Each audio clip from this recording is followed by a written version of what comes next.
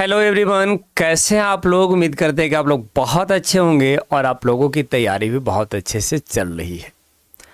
Civics में अब तक हम लोग चैप्टर 1 पावर शेयरिंग को कंप्लीट कर चुके हैं और अब हम लोग चैप्टर 2 फेडरलिज्म की शुरुआत करेंगे और इसको भी बहुत अच्छे से डिस्कस करेंगे और इसको भी बहुत अच्छे से समझने का काम करेंगे, क्योंकि जो चैप्टर 2 है वो चैप्टर 1 का ही एक्सटेंशन है। Chapter 2 is the extension of chapter 1। ये बात हम कैसे बोल सकते हैं? तो चैप्टर 1 का जो लास्ट टॉपिक था, last topic types of power sharing था। वहाँ पर 4 टाइप्स ऑफ पावर शेयरिंग की बात की गई थी। और अगर सेकेंड टाइप की अगर बात कर लिया जाए तो सेकेंड टाइप ये था कि power can be shared among government at different level. Power को अलग अलग लेवल पर जो गवर्नमेंट है उसके बीच शेयर किया जा सकता है। जैसे कि एक लेवल 1 पर गवर्नमेंट है और एक लेवल 2 पर गवर्नमेंट है, तो इसके बीच आप क्या कर दो, पावर को शेयर कर दो। और इस तरह के पावर शेयरिंग अरेंजमेंट को वहाँ ये बोला गया कि such type of power sharing arrangement is known as federal system. इसको क्या बोला गया है? फेडरल सिस्टम बोला गया है। इसको फेडरल सिस्टम कहो या फेडरलिज्म कहो, दोनों एक ही हैं। दोनों एक ही हैं, दोनों अलग अलग नहीं है। इसके साथ साथ ये बात भी वहाँ मेंशन किया गया था कि फेडरल सिस्टम को हम लोग इन डिटेल चैप्टर 2 में डिस्कस करेंगे और अब हम लोग चैप्टर 2 में आ चुके हैं। तो फेडरलिज्म का बेसिक चीज़ हम लोगों के पास पहले से बना हुआ है। फेडरलिज्म एक ऐसा सिस्टम ऑफ गवर्नमेंट है जिसमें पावर को अलग अलग लेवल पर जो गवर्नमेंट होता है उसके बीच डिवाइड किया जाता है। ठीक है, उसके बीच क्या किया जाता है? डिवाइड किया जाता है। इसके अपोजिट में एक यूनिटरी सिस्टम होता है, उसकी भी चर्चा इस चैप्टर में की गई है, करेंगे भी। फिलहाल हम लोग चैप्टर की शुरुआत करते हैं और यहाँ पर ये बोला गया कि federalism is a system of government in which power is divided between a central authority and various constituent unit of the country. बोला गया कि फेडरलिज्म एक सिस्टम ऑफ गवर्नमेंट है। फेडरलिज्म एक सिस्टम ऑफ गवर्नमेंट है इनमें जिसमें आप ये देखते हो कि पावर को डिवाइड कर दिया जाता है एक सेंट्रल अथॉरिटी के बीच and various constituent unit of the country के बीच। देश में एक सेंट्रल अथॉरिटी होता है, उसको कुछ पावर दे दिया जाता है और जो स्मॉल यूनिट होता है उसको कुछ पावर दे दिया जाता है। और इस तरह के सिस्टम ऑफ गवर्नमेंट को आप क्या कहते हो? फेडरलिज्म कहते हो। क्या कहते हो? फेडरलिज्म कहते हो। और फेडरलिज्म के थ्रू जो फेडरेशन बनता है उस फेडरेशन में 2 लेवल ऑफ गवर्नमेंट होता है। कितने लेवल ऑफ गवर्नमेंट होता है? 2 लेवल ऑफ गवर्नमेंट होता है। And 1 is government for entire country. एक जो गवर्नमेंट होता है पूरे इंटायर कंट्री के लिए होता है, that is responsible for few subject of national interest. जो कुछ ही सब्जेक्ट के लिए रिस्पॉन्सिबल होता है वैसा सब्जेक्ट जो नेशनल इम्पोर्टेंस से जुड़ा हुआ हो। एक फेडरेशन में 2 लेवल ऑफ गवर्नमेंट होता है। 1 is government for entire country, 1 is government for entire country. एक जो गवर्नमेंट होता है पूरे देश के लिए होता है and that is responsible for few subject, और वो कुछ ही सब्जेक्ट के लिए रिस्पॉन्सिबल होता है वैसा सब्जेक्ट जो सब्जेक्ट नेशनल इम्पोर्टेंस से जुड़ा हुआ हो। Okay. Others are government at the level of province और स्टेट। अदर्स जो होते हैं वो जो गवर्नमेंट होते हैं वो किस लेवल पर होंगे? प्रोविंस या स्टेट के लेवल पर होंगे। And that look after day to day administration.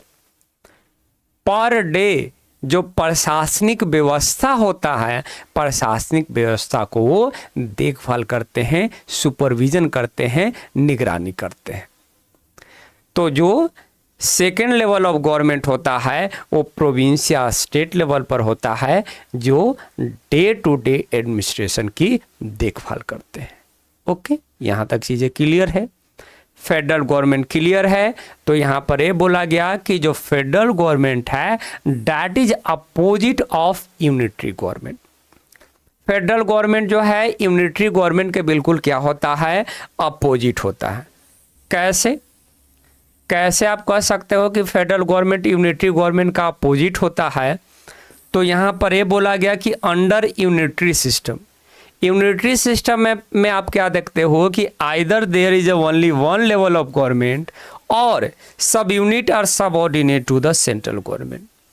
Unitary system में या तो एक ही लेवल ऑफ गवर्नमेंट होगा या तो एक ही लेवल ऑफ गवर्नमेंट होगा, अदरवाइज सब यूनिट है, छोटे छोटे स्टेट हैं तो वो स्टेट सेंट्रल गवर्नमेंट के सबऑर्डिनेट होंगे, अधीन होंगे।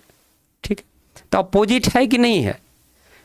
आप क्या देख रहे हो कि फेडरल गवर्नमेंट में, फेडरल सिस्टम में 2 लेवल ऑफ गवर्नमेंट है कम से कम और दोनों के बीच पावर डिवाइडेड है। दूसरी तरफ जो यूनिटरी सिस्टम है, यूनिटरी सिस्टम में आप क्या देखते हो कि एक ही लेवल ऑफ गवर्नमेंट है। अगर सब यूनिट है, अगर स्टेट हैं तो किसके अधीन है? सेंट्रल गवर्नमेंट के अधीन है। And central government can pass order against provincial और लोकल गवर्नमेंट, और जो सेंट्रल गवर्नमेंट है प्रोविंशियल और लोकल गवर्नमेंट के अगेंस्ट ऑर्डर पास कर सकते हैं। वही फेडरल गवर्नमेंट में चीज़ें नहीं होता है। फेडरल गवर्नमेंट में जो फेडरल गवर्नमेंट होता है प्रोविंशियल और लोकल गवर्नमेंट के अगेंस्ट ऑर्डर पास नहीं कर सकता है। ओके, तो फेडरल फॉर्म ऑफ गवर्नमेंट यहाँ पर क्लियर हुआ। इसके साथ साथ उसके अपोजिट में एक जो गवर्नमेंट है यूनिटरी फॉर्म ऑफ गवर्नमेंट, वो भी आप लोगों को यहाँ पर क्लियर हो गया होगा। कभी कभार दोनों को कंपैरिजन कर कर क्वेश्चन पूछ दिया जाता है, तो आप जो है उसको कंपेयर कर कर, माने चूँकि फीचर बिल्कुल अपोजिट है तो अपोजिट वे में आप जो है से कि सारा फीचर को क्या कर दो, राइट डाउन कर दो। क्वेश्चन आंसर भी अगर आप लोगों को चाहिए तो देखिए टेलीग्राम पर एक चैनल है, उस चैनल से आप लोग जुड़ जाइए। वहाँ पर चैप्टर वाइज जो भी क्वेश्चन हैं और उस क्वेश्चन का जो आंसर है वो सारा क्वेश्चन आंसर लिखा हुआ है और रिटन फॉर्म में लिखा हुआ है, बाय हैंड लिखा हुआ और हम खुद लिखे हैं, वो आप लोगों को प्रोवाइड कर दिया जाएगा, वो मिल जाएगा, इजीली मिल जाएगा। यहाँ तक चीज़ें क्लियर है। अब है कि की फीचर्स ऑफ फेडरलिज्म, फेडरलिज्म का की फीचर क्या है, फीचर क्या है। ये तो हुआ फेडरलिज्म का डिफिनेशन। अभी तक हम लोगों ने फेडरलिज्म के डिफिनेशन को समझा, अब फेडरलिज्म का फीचर क्या है, फीचर को भी समझ लेते हैं कि फीचर्स क्या है।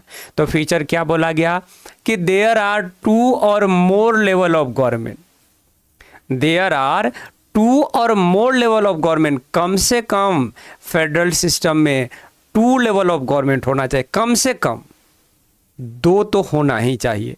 तो क्या बोला गया कि there are 2 or more level of government, 2 या 2 से ज़्यादा लेवल ऑफ गवर्नमेंट होना चाहिए फेडरल सिस्टम में। पहला फीचर ए है। सेकेंड फीचर क्या है कि डिफरेंट लेवल ऑफ गवर्नमेंट, जो डिफरेंट लेवल ऑफ गवर्नमेंट है गवर्न द सेम सिटीजन्स, एक ही सिटीजन्स को गवर्न करेंगे। जो लेवल 1 पर जो गवर्नमेंट है वो भी उसी सिटीजन्स पर गवर्न करेंगे जिस सिस्टम पर लेवल 2 का गवर्नमेंट रूल करेगा या गवर्न करेगा। तो different level of government same citizens, एक ही सिटीजन्स पर रूल करेंगे, but each level has its on jurisdiction. लेकिन जो हर एक लेवल ऑफ गवर्नमेंट है उनका जो जुरिस्डिक्शन होगा वो जुरिस्डिक्शन लेजिस्लेशन, टैक्सेशन और एडमिनिस्ट्रेशन के रिगार्डिंग अलग अलग होगा। सेम सिटीजन्स पर रूल करेंगे लेकिन उनका जो जुरिस्डिक्शन पावर है, न्यायिक अधिकार की जो शक्ति है रिगार्डिंग लेजिस्लेशन, टैक्सेशन और एडमिनिस्ट्रेशन, वो अलग अलग होगा। ठीक है, देन ये जो जुरिस्डिक्शन है, ये जो न्यायिक अधिकार का जो पावर है that is specify in the constitution, वो कॉन्स्टिट्यूशन में क्लियरली मेंशन होगा। That is clearly mention in the constitution. क्यों क्लियरली मेंशन होगा कॉन्स्टिट्यूशन में, आप बताओ। पहला बोला गया कि there are 2 or more level of government, 2 या 2 से ज़्यादा लेवल ऑफ गवर्नमेंट होगा। Different level of government govern the same citizens, एक ही सिटीजन्स पर रूल करेंगे। लेकिन उनका जो जुरिडिक्शन है वो अलग अलग होगा रिगार्डिंग लेजिस्लेशन, टैक्सेशन और एडमिनिस्ट्रेशन। और ये जो जुरिडिक्शन होगा वो कॉन्स्टिट्यूशन में क्लियरली मेंशन होगा। लेकिन क्यों मेंशन होगा? कन्फ्लिक्ट से बचने के लिए, आगे चलकर कन्फ्लिक्ट ना हो, उस कन्फ्लिक्ट से बचने के लिए उसको क्लियरली कॉन्स्टिट्यूशन में राइट डाउन कर दिया जाता है, मेंशन कर दिया जाता है। ठीक है, तो बोला गया कि so existence and authority of each level of government is constitutionally guarantee. Constitution के थ्रू उनको ग्रांटी मिल जाता है, उनके एग्जिस्टेंस को और उनके ऑथोरिटी को, उनके पावर को। So that's why jurisdiction is clearly mentioned in the constitution। अब है कि changes in the fundamental provision of constitution. अगर कॉन्स्टिट्यूशन के फंडामेंटल प्रोविजन में अगर चेंज करना है कि ठीक है कॉन्स्टिट्यूशन बना हुआ है और हमको क्या करना है भाई, कॉन्स्टिट्यूशन के फंडामेंटल प्रोविजन में चेंज करना है, तो that require consent of both level of government. जो दोनों लेवल ऑफ गवर्नमेंट है, लेवल 1 और लेवल 2 पर जो गवर्नमेंट है, दोनों का सहमति, दोनों का कंसेंट होना बेहद ज़्यादा ज़रूरी है अगर कॉन्स्टिट्यूशन के फंडामेंटल प्रोविजन में चेंज लाया जा रहा है। फोर्थ फीचर यहाँ ये बोला गया कि अगर कॉन्स्टिट्यूशन के फंडामेंटल प्रोविजन में अगर चेंज आना है तो दोनों लेवल ऑफ गवर्नमेंट का कंसेंट होना, सहमति होना बेहद ज़्यादा जरूरी है। ये फोर्थ फीचर हो गया फेडरलिज्म का। देन कोर्ट्स प्ले अ की रोल। यहाँ पर जो कोर्ट होता है वो की रोल प्ले करता है कॉन्स्टिट्यूशन को इंटरप्रेट करने के लिए। इसके साथ साथ power of different level of government, level 1 के पास कितना पावर है और लेवल 2 के पास कितना पावर है, उसको इंटरप्रेट करने का काम कौन करता है? कोर्ट करता है। जो कोर्ट होता है, कोर्ट ही बताता है कि कॉन्स्टिट्यूशन में क्या लिखा हुआ है और किस लेवल ऑफ गवर्नमेंट के पास कितना पावर है। तो इस तरह से जो हाईएस्ट कोर्ट है that act as an umpire when dispute arise between different level of government, है ना। आईपीएल देखते हो तो आईपीएल देखते हो तो क्या होता है, 2 टीम के बीच मैच चल रहा होता है और अगर वहाँ पर किसी भी तरह का कन्फ्लिक्ट होता है तो थर्ड एम्पायर को रेफर किया जाता है। ठीक वैसे ही है कि अगर दोनों लेवल ऑफ गवर्नमेंट के बीच अगर किसी भी तरह का कन्फ्लिक्ट हो रहा है तो जो देश में हाईएस्ट कोर्ट होता है वो एक एम्पायर का रोल प्ले करता है उस कन्फ्लिक्ट को रिजोल्व करने में, उस कन्फ्लिक्ट को सोल्व करने में। तो highest court act as an umpire when dispute arise between different level of government. ठीक है, ये फीचर बहुत ही आसान है और जनरली क्वेश्चन पूछ दिया जाता है कि what are the key feature of federalism. तो कम से कम आप 5 फीचर को याद रखो और उसको थोड़ा इन डिटेल कर सको, इतने भी आप अपने आप में कैपेबिलिटी बनाकर रखो। 5 नंबर में क्वेश्चन पूछ दिया जाएगा आपको। देन देखिए क्या बोला गया कि source of revenue for each level of government. जो लेवल 1 और लेवल 2 पर जो गवर्नमेंट है, दोनों लेवल ऑफ गवर्नमेंट के लिए जो सोर्स ऑफ रेवेन्यू होता है वो भी क्लियरली मेंशन होता है टू इंश्योर फाइनेंशियल ऑटोनॉमी, ताकि आर्थिक रूप से जो दोनों लेवल ऑफ गवर्नमेंट हो वो दोनों लेवल ऑफ गवर्नमेंट बिल्कुल ऑटोनोमस हो, बिल्कुल इंडिपेंडेंट हो। ऑटोनॉमी का मतलब यही होता है कि दोनों लोग इंडिपेंडेंट रह सके, दोनों लेवल ऑफ गवर्नमेंट इंडिपेंडेंट रह सके, इसके लिए सोर्स ऑफ रेवेन्यू को भी क्लियरली मेंशन कर दिया जाता है। एक और फीचर है last feature, that is the 7th number. दस फेडरल गवर्नमेंट है डिबल ऑब्जेक्टिव। इसलिए बोला गया कि जो फेडरल गवर्नमेंट है, फेडरल गवर्नमेंट के पास डिबल ऑब्जेक्टिव होता है, 2 ऑब्जेक्टिव होता है। पहला ऑब्जेक्टिव ये है कि to safeguard and promote the unity of country, देश के यूनिटी को सेफगार्ड बचाना है, उसको प्रमोट करना है, पहला ऑब्जेक्टिव ये है। दूसरा ऑब्जेक्टिव क्या है? To accommodate the regional diversity. जो रीजनल डाइवर्सिटी है उसके साथ क्या करना है? समझौता करना है। रीजनल डाइवर्सिटी के साथ समझौता करना है, ये हुआ फेडरल गवर्नमेंट का 2nd objective. This is the last feature of democracy. This is the last feature of democracy. This is the last feature of the federalism, ये फेडरलिज्म का लास्ट फीचर हो गया। फीचर क्लियर है?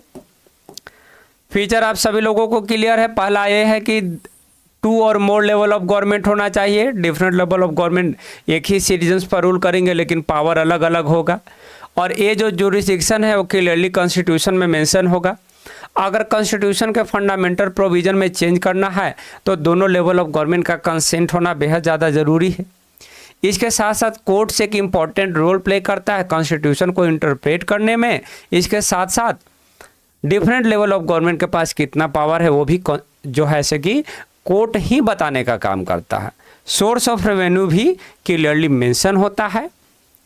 Then बोला गया कि एक फेडरल गवर्नमेंट का ड्यूअल ऑब्जेक्टिव होता है। पहला ऑब्जेक्टिव ए है और दूसरा ऑब्जेक्टिव ए है। ठीक है, फीचर इज कंप्लीटेड है। देन ये बोला गया कि an ideal federal system of government must have mutual trust and agreement to live together. अब किस तरह के फेडरल सिस्टम को आइडियल फेडरल सिस्टम बोला जाए, तो अगर आइडियल फेडरल सिस्टम कहना है किसी भी फेडरल सिस्टम को, तो इसके लिए क्या होना चाहिए कि जो दोनों लेवल ऑफ गवर्नमेंट है, दोनों लेवल ऑफ गवर्नमेंट के बीच एक म्यूचुअल ट्रस्ट होना चाहिए, एक दूसरे पर ट्रस्ट होना चाहिए। इसके साथ साथ एग्रीमेंट होना चाहिए कि वो लोग साथ मिलकर रह सके। तो वैसे फेडरल सिस्टम को क्या बोला जाता है कि ये एक आइडियल फेडरल सिस्टम है। ये क्या है? आइडियल फेडरल सिस्टम है। Okay, now the question is that कि balance of power between central and state government, power का डिवीजन कैसे होगा? 2 लेवल ऑफ गवर्नमेंट है, बोला गया कि 2 लेवल ऑफ गवर्नमेंट होगा। अब प्रॉब्लम यह है कि लेवल 1 को कितना पावर दिया जाए और लेवल 2 को कितना पावर दिया जाए। आखिर पावर का डिवीजन कैसे होगा? क्या 50-50 कर दिया जाए, 50% पावर लेवल 1 को या 50% पावर लेवल 2 को, या 70-30 का रेशियो रखा जाए? तो ये चीज़ें हैं कि पावर का डिवीजन जो है सेंट्रल और स्टेट गवर्नमेंट के बीच कैसे होना चाहिए। तो हियर इट इज सेड कि exact balance of power between central and state government varies from one federation to another federation. जो एग्जैक्ट पावर है कि एग्जैक्ट पावर कितना हो सकता है वो एक फेडरेशन से दूसरे फेडरेशन वेरी करता है। सारे फेडरेशन में पावर ऑफ बैलेंस फिक्स्ड नहीं है, वो वेरी कर जाएगा। पावर का जो शेयरिंग है वो इस पर डिपेंडेंट होता है कि किस तरह के हिस्टोरिकल कंटेस्ट में वो फेडरेशन बना है। पावर शेयरिंग इस बात पर डिपेंडेंट होता है कि वो जो फेडरेशन बना है वो किस तरह के हिस्टोरिकल कंटेस्ट में बना है। और यहाँ पर फिर 2 टाइप्स ऑफ फेडरेशन की चर्चा की गई। एक को बोला गया कमिंग टुगेदर फेडरेशन और सेकंड को बोला गया होल्डिंग टुगेदर फेडरेशन।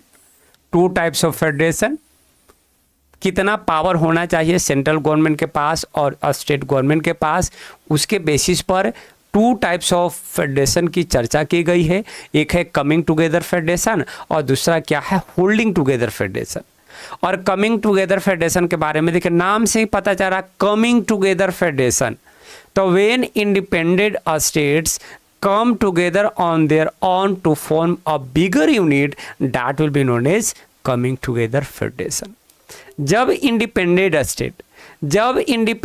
स्टेट खुद से आकर एक बड़े यूनिट की निर्माण करेंगे तो उस तरह के फेडरेशन को आप क्या कहोगे? कमिंग टुगेदर फेडरेशन कहोगे। उस तरह के फेडरेशन को आप क्या कहोगे? कमिंग टुगेदर फेडरेशन कहोगे। और होल्डिंग टुगेदर फेडरेशन में बोला गया कि जब एक large country, when a large country decide to divide his power, जब एक बहुत बड़ा देश डिसाइड करता है कि हमको पावर को एक सेंट्रल गवर्नमेंट और स्टेट गवर्नमेंट के बीच शेयर करना है, तो उस तरह का फेडरेशन को आप क्या कहते हो? Holding together federation. मतलब सेंट्रल गवर्नमेंट पावर को ज़्यादा होल्ड किए हुए है। ठीक है ना? कमिंग टुगेदर फेडरेशन और होल्डिंग टुगेदर फेडरेशन क्लियर है। कमिंग टुगेदर फेडरेशन में इंडिपेंडेंट स्टेट साथ मिलकर एक बड़े यूनिट की निर्माण करते हैं और होल्डिंग टुगेदर फेडरेशन में एक बड़ा देश खुद डिसाइड करता है कि पावर को 2 लेवल ऑफ गवर्नमेंट के बीच शेयर करना चाहिए।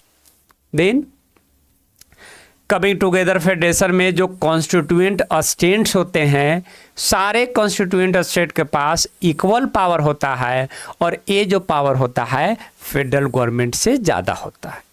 ये पावर फेडरल गवर्नमेंट से ज़्यादा होता है। वहीं होल्डिंग टुगेदर फेडरेशन में आप क्या देखते हो कि सेंट्रल गवर्नमेंट जो होता है वो ज़्यादा पावरफुल होता है स्टेट से। देख रहे हो ना कि अपोजिट फीचर यहाँ भी देखने को मिल रहा है। यहाँ पर सारे स्टेट के पास इक्वल पावर है और ये जो पावर है फेडरल गवर्नमेंट से ज़्यादा है। दूसरी तरफ आप क्या देखते हो कि यहाँ पर आप क्या देख रहे हो कि सेंट्रल गवर्नमेंट के पास ज़्यादा पावर है स्टेट गवर्नमेंट से। देन कॉन्स्टिट्यूएंट स्टेट्स जो है वो चाहते हैं कि अपने सोवरेनिटी को मेंटेन करें, अपने आइडेंटिटी को रिटेन करें, इसके साथ साथ अपने सिक्योरिटी को इंक्रीज करें।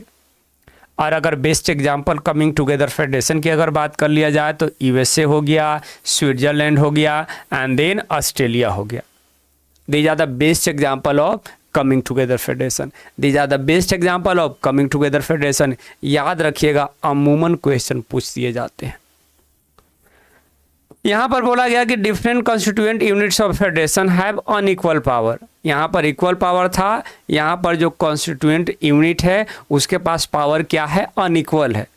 सारे स्टेट को एक जैसा पावर नहीं दिया जाता है। अगर इसका बेस्ट एग्जांपल बात कर लिया जाए तो इंडिया है हमारा देश, देन स्पेन हो गया and then Belgium. These are the best example of coming together federation, holding together federation.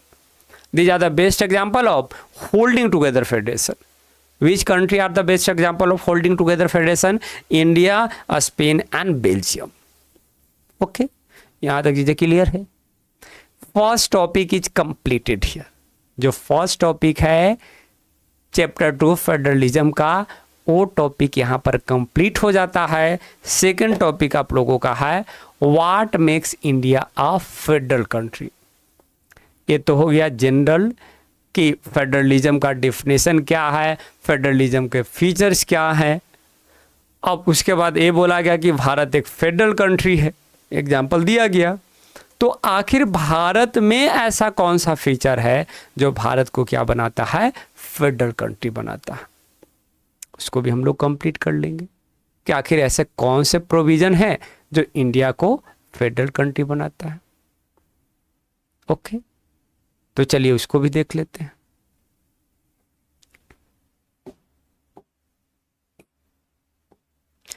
देखिए क्या बोला गया कि what makes India a federal country. आखिर ऐसे कौन से प्रोविजन है जो भारत को फेडरल कंट्री बनाता है। What are the provision that are existed in India that makes our country a federal country, that makes our country a federal country. क्या बोला गया कि India had emerged as an independent nation after partition. Bharat एक independent nation के रूप में emerge हुआ partition के बाद। भारत जैसे ही आज़ाद हुआ, भारत को पार्टीशन कर दिया गया, 2 देश में डिवाइड कर दिया गया। और 2 देश में डिवाइड करने के बाद उस समय 565 प्रिंसली स्टेट थे। प्रिंसली स्टेट देशीय रियासत 565 प्रिंसली स्टेट हुआ करते थे। Several princely state become the part of our country. ये सब प्रिंसली स्टेट भी जो है हमारे देश के पार्ट बने, हमारे देश के हिस्सा बने। सो दैट्स वाई एक कारण था कि जब कॉन्स्टिट्यूशन उस समय ड्राफ्ट किया गया और कॉन्स्टिट्यूशन बनकर रेडी हुआ तो कॉन्स्टिट्यूशन में क्या डिक्लेयर किया गया कि India shall be union of a state. जो कॉन्स्टिट्यूशन का आर्टिकल 1 है, कॉन्स्टिट्यूशन का जो आर्टिकल 1 है, आर्टिकल 1 में क्या है, India that is Bharat shall be union of a state. India that is Bharat shall be union of a state. Bharat के कॉन्स्टिट्यूशन के आर्टिकल 1 में भारत को ये नहीं बोला गया कि भारत एक फेडरल कंट्री है, बल्कि क्या बोला गया कि India that is Bharat shall be union of a state. तो कॉन्स्टिट्यूशन में डिक्लेयर किया गया इंडिया को एक यूनियन ऑफ अ स्टेट के रूप में। लेकिन कॉन्स्टिट्यूशन में जो प्रोविजन है that is based on the principle of federalism. ये तो बोला जा रहा है कि भारत एक यूनियन ऑफ अ स्टेट है, लेकिन कॉन्स्टिट्यूशन में जो प्रोविजन मेंशन है वो प्रोविजन किस पर बेस्ड है, फेडरलिज्म के प्रिंसिपल पर बेस्ड है। So India is a federal country. Declare नहीं किया गया वो बात अलग है, लेकिन क्योंकि कई सारे जो प्रोविजन है अभी बताएंगे ही, आप देखिएगा, खुद देखिएगा और आप खुद बोलिएगा कि जो जनरल फीचर है फेडरलिज्म का वो सारे फीचर भारत में देखने को मिल जाते हैं। और अगर भारत में वो सारे फीचर देखने को मिल रहे हैं इट मीन्स डैट कि India is a federal country, Bharat एक फेडरल कंट्री है। लाइक देखिए कि कॉन्स्टिट्यूशन में क्लियरली डिवाइड किया गया 2 tier system of government, 2 level of government आपको ओरिजिनल कॉन्स्टिट्यूशन में देखने को मिल जाएगा कि लेवल 1 पर एक गवर्नमेंट है और एक लेवल 2 पर गवर्नमेंट है। लेवल 1 पर जो गवर्नमेंट है उसको क्या बोला गया, सेंट्रल या यूनियन गवर्नमेंट, और लेवल 2 पर जो गवर्नमेंट है उसको स्टेट गवर्नमेंट बोला गया है। तो जो हमारे देश का जो ओरिजिनल कॉन्स्टिट्यूशन था, ओरिजिनल कॉन्स्टिट्यूशन में 2 लेवल ऑफ गवर्नमेंट की चर्चा की गई थी, बाद में लेवल 3 को भी जोड़ा गया। Later, here it is added कि later a 3rd tier of federalism was added in the form of panchayat and municipalities. बाद में थर्ड टियर ऑफ फेडरलिज्म को भी जो है से कि क्या किया गया है, जोड़ा गया है। तो ओरिजिनल कॉन्स्टिट्यूशन में तो 2 लेवल ऑफ गवर्नमेंट था ही। अब अभी हम फीचर पढ़े हैं कि फेडरलिज्म का जो फर्स्ट फीचर है वो क्या है कि there are 2 or more level of government. तो 2 लेवल ऑफ गवर्नमेंट हमारे देश में भी है, तो आप क्या कहोगे, भारत को एक फेडरल सिस्टम कहोगे। You will call India federal system. ये डायरेक्ट क्वेश्चन पूछा जाता है कि what makes India federal country, तो वहाँ पर ये सब लाइन लिखिए। उसके बाद इंपॉर्टेंट लाइन जो आप लोगों को लिखना है वो इंपॉर्टेंट लाइन, वो इंपॉर्टेंट पॉइंट ए है। वो इंपॉर्टेंट पॉइंट ये है कि constitution clearly provided 3-fold distribution of legislative power between union and state government. Constitution में क्लियरली 3 पार्ट में लेजिस्लेटिव पावर को डिवाइड किया गया। लेजिस्लेटिव पावर को 3 पार्ट में क्लियरली कॉन्स्टिट्यूशन में मेंशन किया गया है, और वो 3 पार्ट कौन कौन से हैं, यूनियन लिस्ट, स्टेट लिस्ट और कंकरेंट लिस्ट। लेजिस्लेटिव पावर को 3 पार्ट के थ्रू कॉन्स्टिट्यूशन में डिवाइड किया गया। अब देखिए, और अगर लेजिस्लेटिव पावर को डिवाइड किया जा रहा है दोनों लेवल ऑफ गवर्नमेंट के बीच, और जो हमारा सेकंड फीचर था, वो सेकंड फीचर क्या था कि जो डिफरेंट लेवल ऑफ गवर्नमेंट होते हैं वो सेम सिटीजन्स पर रूल करते हैं, लेकिन जो लेजिस्लेशन से जुड़ा हुआ जो पावर होता है वो अलग अलग होता है। देखिए, लेजिस्लेटिव पावर को यहाँ क्या किया जा रहा है, डिफ्रेंशिएट किया जा रहा है, अलग अलग किया जा रहा है। देखिए यूनियन लिस्ट, तो यूनियन लिस्ट में वैसे सब्जेक्ट मेंशन किए गए हैं जो नेशनल इंपॉर्टेंस के हैं, like defence, foreign affair, banking, communication and currency. पहला लिस्ट बनाया गया यूनियन लिस्ट, और यूनियन लिस्ट में वैसे सब्जेक्ट मेंशन किए गए हैं जो नेशनल इंपॉर्टेंस के हैं, जैसे कि डिफेंस हो गया, फॉरेन अफेयर हो गया, बैंकिंग हो गया, कम्युनिकेशन हो गया और करेंसी हो गया। और यहाँ पर क्या बोला गया कि जो यूनियन गवर्नमेंट है, जो लेवल 1 पर गवर्नमेंट है, जिसको आप यूनियन गवर्नमेंट या सेंट्रल गवर्नमेंट कहते हो, सिर्फ और सिर्फ यूनियन गवर्नमेंट ही इन सारे सब्जेक्ट पर कानून बना सकता है। पावर का डिवीजन हो रहा है, लेजिस्लेटिव पावर का डिवीजन हो रहा है। दिख रहा है आप लोगों को कि कुछ सब्जेक्ट मेंशन कर दिए गए यूनियन लिस्ट में, और बोला गया कि इन सब्जेक्ट पर कानून बनाने का अधिकार सिर्फ और सिर्फ किसके पास होगा, सेंट्रल गवर्नमेंट के पास होगा। ठीक है, फिर सेकंड लिस्ट बनाया गया। सेकंड लिस्ट था स्टेट लिस्ट, और स्टेट लिस्ट में वैसे सब्जेक्ट मेंशन किए गए जो स्टेट या लोकल इंपॉर्टेंस का है, और सब्जेक्ट जैसे police, trade, commerce, agriculture and irrigation. Second list जो है वो स्टेट लिस्ट का है, और स्टेट लिस्ट में वैसे सब्जेक्ट मेंशन किए गए जो स्टेट या लोकल इंपॉर्टेंस के हैं, like police, trade, commerce, agriculture and irrigation. और यहाँ ये बोला गया कि इन सब्जेक्ट पर कानून बनाने का काम कौन करेंगे, स्टेट गवर्नमेंट। जो लेवल 2 पर गवर्नमेंट, जो लेवल 2 पर गवर्नमेंट है, स्टेट गवर्नमेंट उन सब्जेक्ट पर कानून बनाएंगे जो सब्जेक्ट कहाँ मेंशन है, स्टेट लिस्ट में है। जो सब्जेक्ट कहाँ मेंशन है, स्टेट लिस्ट में है। ठीक है, क्लियरली लेजिस्लेटिव पावर का डिवीजन आप लोगों को अब दिख रहा होगा। जो फेडरलिज्म का क्या है फीचर है, वो फीचर भारत में दिख रहा है। उसके बाद जो थर्ड लिस्ट है, थर्ड लिस्ट कंकरेंट लिस्ट है, और कंकरेंट लिस्ट में वैसे सब्जेक्ट मेंशन किया गया जो कॉमन इंटरेस्ट का हो, बोथ लेवल ऑफ गवर्नमेंट, चाहे यूनियन हो या स्टेट गवर्नमेंट हो, दोनों गवर्नमेंट का कॉमन इंटरेस्ट का जो सब्जेक्ट था, that is mention in the concurrent list. And subject like education हो गए, फॉरेस्ट हो गए, ट्रेड यूनियन हो गए, मैरिज हो गया, एडॉप्शन हो गया, सक्सेशन हो गया। अब आप बताओ कि इन सब्जेक्ट पर कानून बनाने का अधिकार किसके पास होगा? सोचो किसके पास होगा? कंकरेंट लिस्ट में वैसे सब्जेक्ट मेंशन किए गए हैं जो सब्जेक्ट यूनियन और स्टेट गवर्नमेंट दोनों से जुड़ा हुआ हो, और वो सब्जेक्ट एजुकेशन है, फॉरेस्ट है, ट्रेड यूनियन। देखिए ट्रेड यूनियन कंकरेंट लिस्ट का पार्ट है, लेकिन ट्रेड स्टेट लिस्ट का पार्ट है। मैरिज हो गया, अडॉप्शन हो गया, सक्सेशन हो गया, एक कंकरेंट लिस्ट का पार्ट है। और कंकरेंट लिस्ट में जो सब्जेक्ट है उस सब्जेक्ट पर चूंकि ये दोनों के इंटरेस्ट से जुड़ा हुआ है, तो दोनों गवर्नमेंट, चाहे यूनियन गवर्नमेंट हो या स्टेट गवर्नमेंट हो, दोनों गवर्नमेंट इन सारे सब्जेक्ट पर नियम कानून बना सकते हैं। दोनों गवर्नमेंट इन सारे सब्जेक्ट पर नियम कानून बना सकते हैं। एक और क्वेश्चन पूछें आप लोगों से क्या?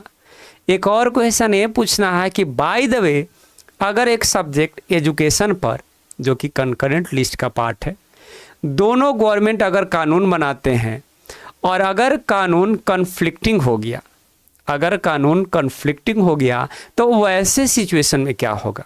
अब तो मुश्किल हो जाएगा, क्योंकि स्टेट गवर्नमेंट भी कहेगा कि भाई मेरे पास भी पावर है कि कंकरेंट लिस्ट के सब्जेक्ट पर कानून बना सकते हैं, और यूनियन गवर्नमेंट, सेंट्रल गवर्नमेंट कहेगा कि मेरे पास भी पावर है। तो फिर हम लोग जो है या देश में कौन से कानून को लागू किया जाएगा? सोचिए, 5 सेकंड का समय है। 1 2 3 4 5 खत्म। तो ऐसे सिचुएशन में जो कानून यूनियन गवर्नमेंट के द्वारा बनाया गया है वो कानून ही वैलिड होगा, उस कानून को ही माना जाएगा। The law that is going to be made by the union government that will prevail in our country, that will prevail in our country. ठीक है, चीजें क्लियर है। अब ये तो 3 लिस्ट मेन लिस्ट हो गए, इसके अलावा एक रेसिडुअरी सब्जेक्ट भी रखा गया, और इसमें वैसे सब्जेक्ट को रखा गया जो इन तीनों लिस्ट का पार्ट नहीं था। माने उस समय कुछ सब्जेक्ट ऐसे थे जो अभी वो प्रॉपर उस पर नियम कानून नहीं बनाए जा सकते, उस सब्जेक्ट के बारे में हम लोगों के पास इंफॉर्मेशन नहीं था। जैसे कि कंप्यूटर सॉफ्टवेयर, तो कंप्यूटर सॉफ्टवेयर उस समय डेवलप नहीं था, तो वैसे सब्जेक्ट को कहाँ रखा जाए भाई?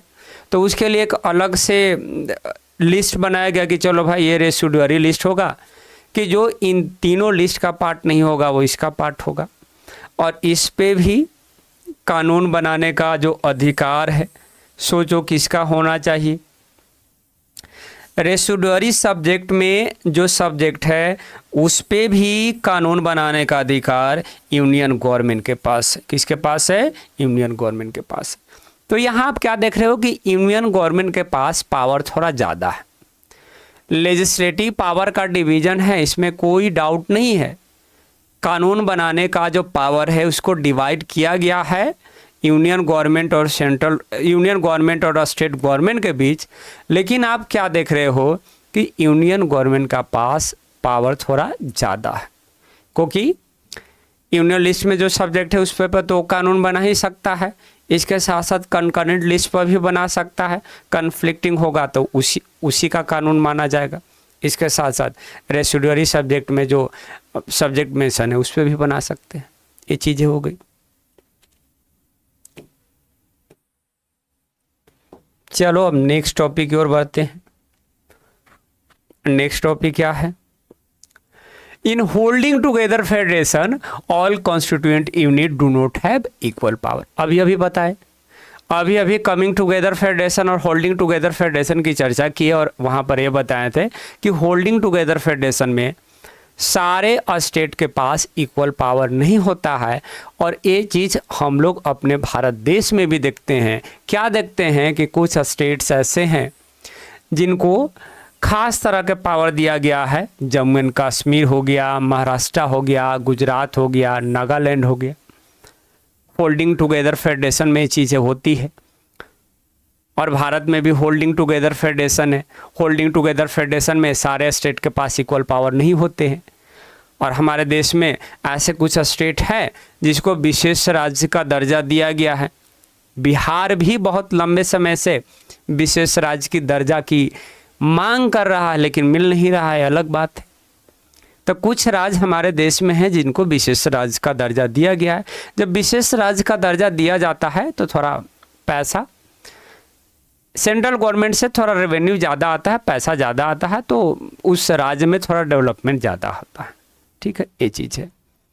और कुछ यूनिट हमारे देश में इतने छोटे हैं जो एक स्टेट का रूप नहीं ले सकते हैं, जैसे चंडीगढ़, लक्षद्वीप एंड दिल्ली हो गया।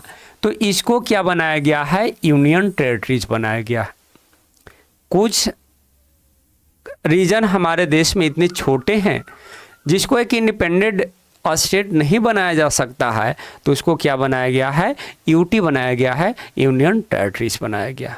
Okay, now sharing of power between union and state government. Union और स्टेट गवर्नमेंट के बीच पावर को जो शेयर किया गया है उसके बारे में ये बोला गया कि sharing of power between union and state government is basic structure to the constitution. Is basic structure of constitution या is basic structure to the constitution.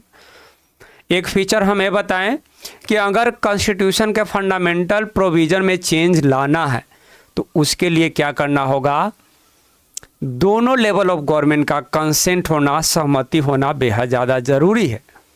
और भारत में भी ये बात बोला गया कि जो पावर शेयरिंग है यूनियन और स्टेट गवर्नमेंट के बीच, वो हमारे कॉन्स्टिट्यूशन का क्या है, बेसिक स्ट्रक्चर है, फंडामेंटल प्रोविज़न है।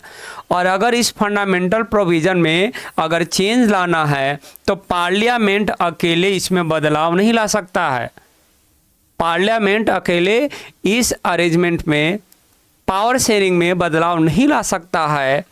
अगर किसी भी तरह का चेंज लाना है तो any change has to be first pass by the both houses of parliament.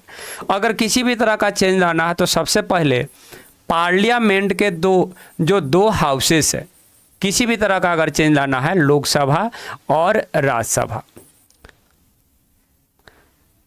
Power sharing arrangement हमारे कॉन्स्टिट्यूशन का बेसिक स्ट्रक्चर है और यहाँ पर ये बोला गया कि पार्लियामेंट अकेले इसमें कोई बदलाव नहीं ला सकता है। अगर किसी भी तरह का बदलाव लाना है तो उस चेंज के रिगार्डिंग क्या करना होगा, सबसे पहले जो पार्लियामेंट के जो दोनों हाउस है वो दोनों हाउस से वो बिल पास होना चाहिए, लोकसभा से और राज्यसभा से। फिर भी तो ये लेवल 1 मतलब जो सेंट्रल लेवल पर जो गवर्नमेंट है अभी तो वही पास किया है ना, अभी लेवल 2 तो अपना सहमति नहीं दिया है। तो उसके बाद क्या किया जाएगा, approval of the legislature of at least half of the total state. हमारे देश में जो टोटल स्टेट 28 स्टेट है, 28 स्टेट का हाफ यानी 14 स्टेट में जो लेजिस्लेटिव असेंबली है उस लेजिस्लेटिव असेंबली का क्या होना चाहिए, सहमति होना चाहिए। तब जाकर पावर शेयरिंग अरेंजमेंट में किसी भी तरह का बदलाव हो सकता है, अदरवाइज बदलाव नहीं हो सकता। तो जो फीचर ऑफ फेडरलिज्म है, फीचर ऑफ फेडरलिज्म भारत में भी आपको देखने को मिल रहा है। सारे फीचर लगभग सारे फीचर आपको इंडिया में देखने को मिल रहा है। So clearly you can say that कि India is a federal country. India is a what, federal country. और अगर डिस्प्यूट होता है तो डिस्प्यूट के केस में हाई कोर्ट या सुप्रीम कोर्ट डिसीजन लेता है, जो कि वहाँ भी फीचर बताएं कि जो कोर्ट है वो इम्पॉर्टेंट रोल प्ले करता है कॉन्स्टिट्यूशन को इंटरप्रेट करने में और पावर को बताने में कि लेवल 1 के पास कितना पावर है और लेवल 2 के पास कितना पावर है। तो वो चीज़ें भी हमारे देश में होता है। कई सारे आप मैटर सुने होंगे कि राज्य और सेंट्रल के बीच राज्य और सेंट्रल के बीच मैटर हो गया तो मैटर कहाँ चला गया, सुप्रीम कोर्ट में चला गया। सुप्रीम कोर्ट उस मैटर को सुन रहा है और सुनकर उसको रिजोल्व करेगा, उस मैटर को, उस डिस्प्यूट को रिजोल्व करने का काम करेंगे। तो क्या देख रहे हो आप कि कोर्ट इंपॉर्टेंट रोल प्ले कर रहा है। हाईएस्ट कोर्ट एक एम्पायर के रूप में रोल प्ले कर रहा है जब सेंट्रल गवर्नमेंट या स्टेट गवर्नमेंट के बीच डिस्प्यूट हो रहा है। ठीक है, यहाँ तक चीज़ें क्लियर है। मेरे ख्याल से जो टॉपिक सेकंड है, टॉपिक सेकंड भी यहाँ क्लियर हो गया, या topic second is also completed here. Next जो टॉपिक है कि how is federalism practice in India, Bharat में फेडरलिज्म कैसे प्रैक्टिस किया जाता है, तो अगले वीडियो में कवर करेंगे। हेलो एवरीवन, कैसे हो आप लोग। उम्मीद करते हैं कि आप लोग बहुत अच्छे होंगे और आप लोगों की तैयारी भी बहुत अच्छे से चल रही होगी। आप सभी विद्यार्थी का अपने इस यूट्यूब चैनल में स्वागत करते हैं, वेलकम करते हैं। और आज हम लोग पॉलिटी चैप्टर 2 फेडरलिज्म का सेकेंड पार्ट करने वाले हैं। और इस पार्ट में how is federalism practice, Bharat में फेडरलिज्म प्रैक्टिस कैसे किया जाता है, इस टॉपिक को डिस्कस करने वाले हैं। इस टॉपिक की शुरुआत करने से पहले आप लोगों को कुछ बात बताना चाहते हैं और उस बात को इस टॉपिक के साथ ही रिलेट करिएगा, फिर ये टॉपिक समझना आपके लिए बेहद ही आसान हो जाएगा। और बात यह है कि जब आप लोग पढ़ाई करते हो तो एक प्रॉपर शेड्यूल बनाते हो, लाइक सुबह उठना है, 1 घंटा पढ़ाई करना है, फिर रेडी होकर स्कूल चले जाना है, फिर स्कूल से आना है, तब आपको लगता है कि पढ़ाई ज़्यादा हो गया है तो चलो भाई आराम कर लेते हैं। शाम में फिर से कोचिंग चले गए, फिर कोचिंग से आए तो 1 आध घंटा मोबाइल यूज कर लिए, रात में फिर से पढ़ने बैठ गए। अब आपसे सवाल ये है कि आपने रूटीन बना दिया, लेकिन क्या सिर्फ रूटीन बना देने से वो रूटीन सफल हो जाएगा क्या? तो कैसे हो जाएगा? कल आपको उठना होगा, पढ़ना होगा, मतलब नेक्स्ट डे से आपको उस रूटीन को प्रैक्टिस करना होगा, तब जाकर वो रूटीन सफल हो पाएगा, अदरवाइज वो रूटीन सफल होने वाला नहीं। ठीक वैसे ही अब तक हम लोगों ने इस चैप्टर में क्या पढ़ा कि फेडरलिज्म क्या है, फेडरलिज्म के की फीचर क्या है, and what makes India federal country. Bharat में ऐसे कौन कौन से प्रोविज़न हैं जो प्रोविज़न भारत को एक फेडरल कंट्री बनाता है। अब है कि उस फेडरलिज्म को प्रैक्टिस कैसे किया जाता है। कॉन्स्टिट्यूशनल प्रोविज़न तो है यहाँ पर, जैसा कि बोला गया कि constitutional provision are necessary for the success of federalism. Federalism को अगर सफल बनाना है तो कॉन्स्टिट्यूशनल प्रोविज़न होना चाहिए, जो हमारे देश में है। लेकिन सिर्फ कॉन्स्टिट्यूशनल प्रोविज़न सफिशिएंट नहीं है। हमारे देश में अगर फेडरलिज्म सफल हुआ है तो सिर्फ इसलिए नहीं हुआ है क्योंकि कॉन्स्टिट्यूशन में प्रोविज़न कर दिया गया कि हमारे देश में फेडरल सिस्टम है, बल्कि जो रियल सक्सेस है, रियल सक्सेस का जो क्रेडिट है वो नेचर ऑफ डेमोक्रेटिक पॉलिटिक्स को जाता है। हमारे देश का जो डेमोक्रेटिक पॉलिटिक्स का नेचर है, उस नेचर ने हमारे देश में फेडरल सिस्टम को सफल बनाया। ये नेचर इस बात को इंश्योर करता है, किस बात को इंश्योर करता है, स्पिरिट ऑफ फेडरलिज्म को इंश्योर करता है कि नहीं भाई हमारे देश में फेडरल सिस्टम होना चाहिए। और स्पिरिट का मतलब सोल या प्रिंसिपल होता है, तो फेडरलिज्म के सोल को वो इंश्योर करता है। इसके साथ साथ हमारे देश की राजनीति डाइवर्सिटी को रिस्पेक्ट करता है। वो मानकर चलता है कि हमारे देश में विविधता है, और अगर विविधता है तो अलग अलग तरह के जो लोग हैं उन लोगों को साथ मिलकर रहना चाहिए। अब जिस देश में जो लोग हैं और जो राजनीतिक गतिविधियां हो रही है, अगर ऐसा होगा तो साधारण सी बात है कि उस देश में फेडरल सिस्टम तो सफल होगा ही।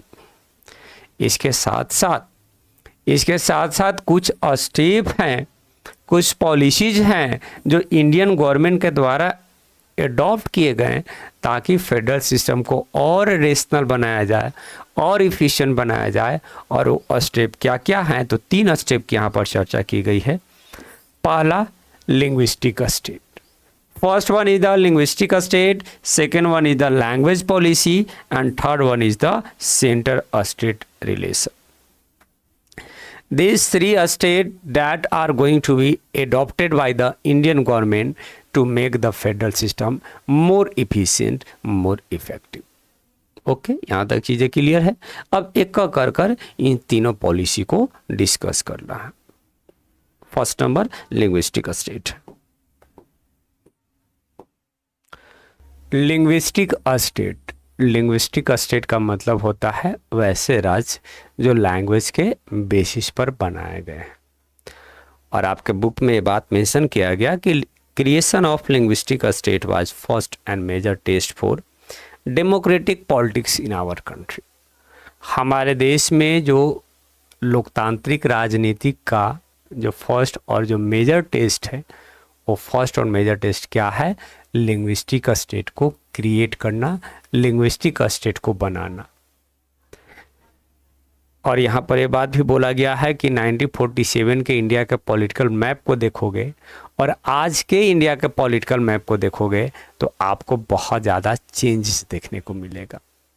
1947 में ही कई सारे ओल्ड स्टेट के बाउंड्री को चेंज किए गए और चेंज कर नए स्टेट बनाए गए। और जो नया स्टेट बनाया जा रहा था उसमें इस बात को इंश्योर किया जा रहा था कि people who spoke same language live in the same state. जो नए राज्य बनाए जा रहे थे उसमें इस बात को इंश्योर किया जा रहा था कि एक लैंग्वेज बोलने वाले लोग एक ही राज्य में रहें, एक ही स्टेट में रहें। आज कई सारे ऐसे स्टेट देखने को मिल जाएंगे जो लैंग्वेज के बेसिस पर बने हैं। गुजरात हो गया, गुजराती के लिए बना है। महाराष्ट्र हो गया जो मराठी के लिए बना है। पंजाब हो गया जो पंजाबी के लिए बना है। तो 1947 में कई सारे ओल्ड स्टेट को बाउंड्री को चेंज किया गया और नया स्टेट बनाया गया। और इसमें इस बात को इंश्योर किया गया कि भाई देखो, एक लैंग्वेज बोलने वाले लोग एक ही राज्य में रहें। ठीक। हालांकि कुछ स्टेट ऐसे भी हैं जो लैंग्वेज के बेसिस पर नहीं बने हैं, बल्कि कल्चर, इथनिसिटी और जियोग्राफी के बेसिस पर बनाए गए। इथनिसिटी ए वर्ड का मीनिंग पॉलिटी चैप्टर 1 में बता चुके हैं। और वो कौन कौन से राज्य हैं जो लैंग्वेज के बेसिस पर नहीं बने हैं? तो राज्य आपके बुक में दिया गया है। नागालैंड हो गया, उत्तराखंड हो गया, झारखंड हो गया। ये वो राज्य हैं जो लैंग्वेज के बेसिस पर नहीं बने हैं, बल्कि कल्चर, इथनिसिटी और जियोग्राफी के बेसिस पर बने। Then here it is said कि जब 1947 में जब भारत को इंडिपेंडेंस मिला, तो इंडिपेंडेंस के बाद देश के अलग अलग हिस्सों से ये डिमांड किया जाने लगा कि एक लैंग्वेज के बेसिस पर एक स्टेट बनाया जाए। तो उस समय जो नेशनल लीडर्स थे इस डिमांड को रेसिस्ट कर रहे थे, मना कर रहे थे, क्योंकि उनको इस बात का डर था कि कहीं ना कहीं ये क्या करेगा, देश को डिसइंटीग्रेट कर देगा, देश को अलग अलग पार्ट में, अलग अलग हिस्सों में तोड़ देगा। इसलिए लैंग्वेज के बेसिस पर राज्य बनाने की ज़रूरत नहीं है। उस समय वो इस डिमांड को रेसिस्ट किए, मना किए। लेकिन जब डिमांड बहुत ज़्यादा होने लगा, प्रोटेस्ट बहुत ज़्यादा होने लगा, फिर फाइनली उन्होंने एक्सेप्ट किया। और जो फाइनल रिजल्ट मिला वो उनके डर से बिल्कुल अपोजिट था। वो जो डर रहे थे ना कि देश टूट जाएगा, लेकिन देश टूटा नहीं, बल्कि रिजल्ट ये हुआ कि जो लिंग्विस्टिक स्टेट बना है उसने देश को और ज़्यादा यूनाइट किया है और एडमिनिस्ट्रेशन को और बेहतर किया है और आसान किया है। तो लिंग्विस्टिक स्टेट बनाना ये हमारे देश के लिए फ़ायदेमंद रहा। ये हमारे देश के लिए फ़ायदेमंद ही रहा ना कि हम लोगों ने लिंग्विस्टिक स्टेट बनाए और इसने देश को और यूनाइट किया, एडमिनिस्ट्रेशन को और बेहतर किया। तो ये हमारा फर्स्ट पॉलिसी था regarding success of federalism. Second policy की ओर मूव करते हैं। Second policy is the language policy. Second policy हमारा लैंग्वेज पॉलिसी है। और देखिए यहाँ क्या बोला गया कि जो सेकंड टेस्ट है इंडियन फेडरेशन के लिए वो लैंग्वेज पॉलिसी है। सेकंड टेस्ट इंडियन फेडरेशन के लिए क्या है? लैंग्वेज पॉलिसी है। और यहाँ पर ये बोला गया कि जो इंडियन कॉन्स्टिट्यूशन है did not give a status of national language to any language. Indian constitution national language का स्टेटस किसी भी लैंग्वेज को नहीं देता। इंडियन कॉन्स्टिट्यूशन किसी भी लैंग्वेज को नेशनल लैंग्वेज डिक्लेयर नहीं करता है। आप सुने होंगे हिंदी, तो वो जनरली बोल दिया जाता है, कुछ टीचर बोल देते हैं, वो बात की बात है, लेकिन वास्तविकता ये है कि हमारे देश में कोई भी लैंग्वेज नेशनल लैंग्वेज नहीं है। हिंदी को ऑफिशियल लैंग्वेज डिक्लेयर जरूर किया गया है, और जो हिंदी है वो कितने परसेंट भारतीयों का मदर टंग है? 40% भारतीयों का मदर टंग है। हिंदी को ऑफिशियल लैंग्वेज डिक्लेयर किया गया है, और हिंदी जो है वो 40% भारतीयों का मदर टंग है। और हिंदी के अलावे 21 लैंग्वेज और है जिसको शेड्यूल लैंग्वेज डिक्लेयर किया गया है कॉन्स्टिट्यूशन के द्वारा। मतलब टोटल शेड्यूल लैंग्वेज कितने हो गए? 22 हो गए। अगर हिंदी को इंक्लूड करिएगा तो 22 हो गए ना, क्योंकि यहाँ क्या बोला गया? बिसाइड हिंदी ना, बिसाइड हिंदी। अगर हिंदी को छोड़ते हैं तब 21, हिंदी को मिलाते हैं तो 22 हो जाएगा। तो भारत में आप क्या देखते हो कि हिंदी को तो ऑफिशियल लैंग्वेज डिक्लेयर किया गया, इसके साथ साथ schedule language 22 schedule language declare किए गए इंडियन कॉन्स्टिट्यूशन के द्वारा। इसके अलावा जो राज्य हैं, राज्य भी अपना कोई एक ऑफिशियल लैंग्वेज डिक्लेयर कर सकता है, चुन सकता है। तो देखिए हमारी लैंग्वेज पॉलिसी कितना बेहतर है। आपके बुक में जैसा कि बताया गया कि श्रीलंका में क्या हुआ था, याद कीजिए श्रीलंका में क्या हुआ था कि श्रीलंका में एकमात्र लैंग्वेज जो सिहाला लैंग्वेज था उसको ऑफिशियल लैंग्वेज डिक्लेयर किया गया, और बाकी लैंग्वेज को वहाँ डिसरिगार्ड किया जा रहा। हमारे देश में भी जो है हिंदी को ऑफिशियल लैंग्वेज डिक्लेयर किया गया है, लेकिन यहाँ बाकी लैंग्वेज को डिसरिगार्ड नहीं किया जा रहा, बल्कि 21 दूसरे लैंग्वेज को शेड्यूल लैंग्वेज डिक्लेयर किया जा रहा है। राज्य को भी ये अधिकार दिया गया कि आप अपना ऑफिशियल लैंग्वेज चुन सकते हैं। तो हमारी लैंग्वेज पॉलिसी तो बहुत अच्छा है, हमारी language policy compare to Sri Lanka तो बहुत अच्छा है। और अकॉर्डिंग टू कॉन्स्टिट्यूशन के हिसाब से अगर देखोगे तो जो इंग्लिश का जो यूज़ था ऑफिशियल लैंग्वेज के रूप में वो 1965 के बाद रोक देना था। शुरुआती दौर में मतलब जब कॉन्स्टिट्यूशन वगैरह बनकर रेडी हो गया तो 2 लैंग्वेज को ऑफिशियल लैंग्वेज डिक्लेयर किया गया था, हिंदी और इंग्लिश दोनों को। और ये मतलब बोला गया था कि 1965 के बाद इंग्लिश जो है ऑफिशियल लैंग्वेज वो डिसकंटिन्यू हो जाएगा, रोक दिया जाएगा, और फिर हिंदी ही ऑफिशियल लैंग्वेज रहेगा। लेकिन उसके बाद क्या हुआ, 1965 के बाद क्या हुआ कि जो कई सारे ऐसे राज्य थे जो नॉन हिंदी स्पीकिंग थे, जो हिंदी जहाँ पर हिंदी लैंग्वेज नहीं बोला जाता था, वो राज्य क्या करने लगे, वो डिमांड करने लगे कि इंग्लिश को भी क्या करना चाहिए, कंटिन्यू करना चाहिए।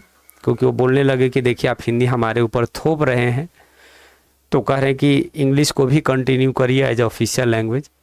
फिर थोड़ा बहुत वहाँ पर मतलब सेंट्रल गवर्नमेंट और स्टेट गवर्नमेंट के बीच थोड़ा नोक झोंक हुआ, और फिर फाइनली सेंट्रल गवर्नमेंट ने एग्री कर दिया कि चलो भाई ठीक, हिंदी के साथ साथ जो है इंग्लिश भी ऑफिशियल लैंग्वेज रहेगा। और अभी फ़िलहाल हमारे देश के सेंट्रल गवर्नमेंट की अगर बात कर लिया जाए तो 2 ऑफिशियल लैंग्वेज है, इसके अलावे 22 शेड्यूल लैंग्वेज है। ऑफिशियल लैंग्वेज 2 हैं, लेकिन इसके अलावा 22 शेड्यूल लैंग्वेज है। इसके साथ साथ राज्य भी अपना ऑफिशियल लैंग्वेज डिक्लेयर कर सकते हैं। तो हमारा लैंग्वेज पॉलिसी था फेडरलिज्म को बेहतर करने के लिए। ठीक है, ये टॉपिक भी क्लियर है। बुक को थोड़ा लाइन बाय लाइन पढ़िएगा आप लोग, तो चीज़ें और आपको बेहतर वे से समझ में आएगा और एक बेटर अप्रोच बना पाइएगा। नेक्स्ट वन की अगर बात कर लिया जाए तो सेंटर स्टेट रिलेशन कह लीजिए या सेंटर स्टेट पॉलिसी कह लीजिए। आपके बुक में दिया गया है सेंटर स्टेट रिलेशन, उसको सेंटर स्टेट पॉलिसी भी कह सकते हो। और यहाँ पर क्या बोला गया कि restructuring centre state relation, centre state relation को रीस्ट्रक्चर करना। रीस्ट्रक्चर करना एक और तरीका है जिस तरीके से हमारे देश में फेडरलिज्म मजबूत हुआ है। सेंटर और स्टेट का रिलेशन रीस्ट्रक्चर हुआ, जिसके कारण हमारे देश का जो फेडरल सिस्टम है वो और मजबूत हुआ। क्योंकि कॉन्स्टिट्यूशनल प्रोविज़न कर देना, पावर शेयरिंग कर देना कि देखो लेवल 1 के पास इतना पावर है, माने स्टेट गवर्नमेंट के पास इतना पावर है और सेंट्रल गवर्नमेंट के पास इतना पावर है, तो पावर शेयरिंग का अरेंजमेंट तो हो गया, लेकिन जो लीडर हैं, जो रूलिंग पार्टी हैं अगर वो इस अरेंजमेंट को फॉलो नहीं करेंगे तब तो फिर कैसे होगा। Power sharing arrangement federal system में क्या होता है कि पावर को शेयर किया जाता है दो या दो से ज़्यादा लेवल ऑफ गवर्नमेंट के बीच। लेवल 2 के पास कुछ पावर दे दिया जाता है, लेवल 1 के पास कुछ पावर दे दिया जाता है। लेकिन जो रूलिंग पार्टी है, अगर रूलिंग पार्टी इस पावर शेयरिंग अरेंजमेंट को फॉलो नहीं करेगा तो फिर फेडरल सिस्टम कैसे सफल हो पाएगा। तो यही चीज़ बोला गया यहाँ पर। और एक टाइमलाइन दिया गया है, वो टाइमलाइन 1990 का है। उसके पहले का क्या कंडीशन है सेंटर और स्टेट के बीच, और उसके बाद का क्या कंडीशन है सेंटर और स्टेट के बीच। और देखिए 1990 के पहले आप ये देखते हो कि same party rule both at centre and in most of the state.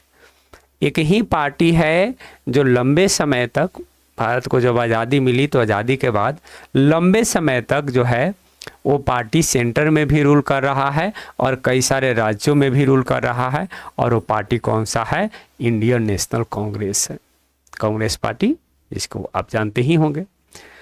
तो एक ही पार्टी जो है सेंटर में भी रूल कर रहा है और कई सारे राज्यों में भी रूल कर रहा है। इसका मतलब क्या हुआ कि जो स्टेट गवर्नमेंट है, अगर स्टेट गवर्नमेंट की अगर बात कर लिया जाए तो अपने राइट्स को एक ऑटोनोमस फेडरल यूनिट के रूप में यूज नहीं कर पा रहे हैं। स्टेट गवर्नमेंट एक इंडिपेंडेंट फेडरल यूनिट के रूप में अपने पावर को यूज नहीं कर पा रहे हैं, क्योंकि एक ही पार्टी का सरकार सेंटर में भी है और कई सारे राज्यों में है। और उस समय क्या हो रहा था कि अगर राइवल पार्टी अगर स्टेट में रूल करना शुरू करता था तो जो सेंट्रल गवर्नमेंट था वो सेंट्रल गवर्नमेंट कॉन्स्टिट्यूशन को मिसयूज करता था और इस स्टेट गवर्नमेंट को डिसमिस कर देता था। अगर इंडियन नेशनल कांग्रेस का सरकार अगर राज्य में नहीं बनता था तो इंडियन नेशनल कांग्रेस क्या करता था, उस पार्टी को सरकार जो उस राज्य में है उसको डिसमिस कर देता है। तो ये फेडरलिज्म थोड़े हुआ, ये तो कहीं ना कहीं यहाँ पर फेडरल सिस्टम का जो स्पिरिट है वो तो अंडरमाइन हो गया, कुचल दिया गया, क्योंकि स्टेट गवर्नमेंट को कुछ पावर दिए गए हैं ना। अब स्टेट गवर्नमेंट में अगर दूसरा पार्टी का सरकार आ जाएगा तो उस स्टेट गवर्नमेंट को आप डिसमिस कर दीजिएगा तो उसको पावर कैसे मिला, पावर तो फिर वो अपने पावर को यूज कर नहीं पाया।